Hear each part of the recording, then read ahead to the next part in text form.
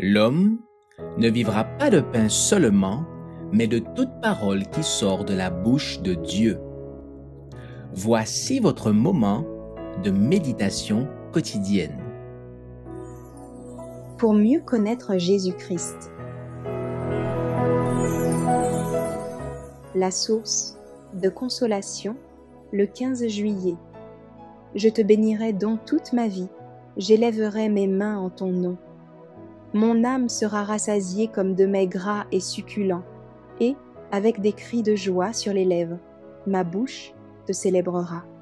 Psaume chapitre 63, versets 5 et 6. Il y a de la graisse et de la moelle pour ceux qui cherchent la vérité comme on cherche l'or. Qui est celui que Dieu instruira? Ésaïe nous le dit, car ainsi parle le Très-Haut, dont la demeure est éternelle et dont le nom est saint. J'habite dans les lieux élevés et dans la sainteté.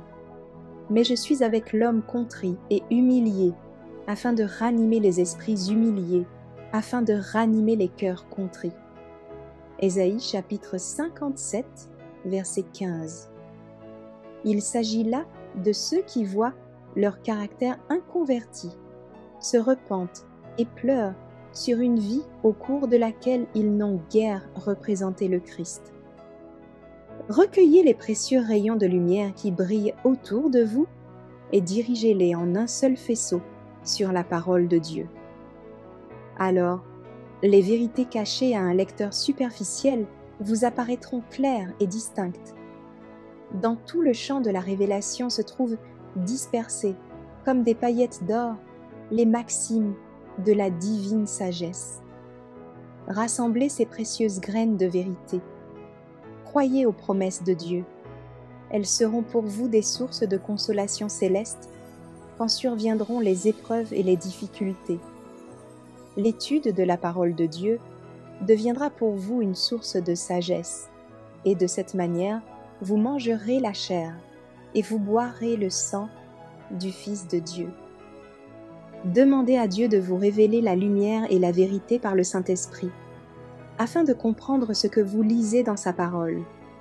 Lorsque le Christ, après sa résurrection, rencontra 2 de ses disciples sur le chemin d'Emmaüs, il ouvrit leur intelligence pour leur faire comprendre les Écritures.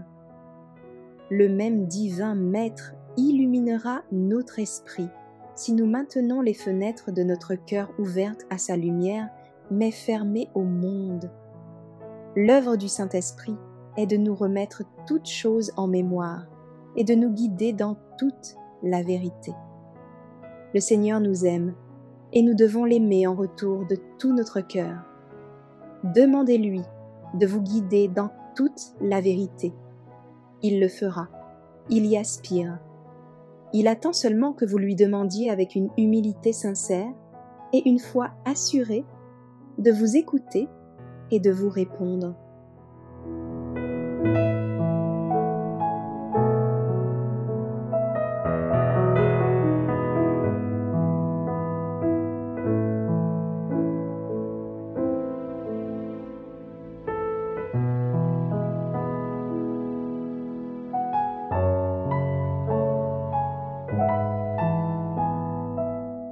Merci d'avoir écouté cette présentation.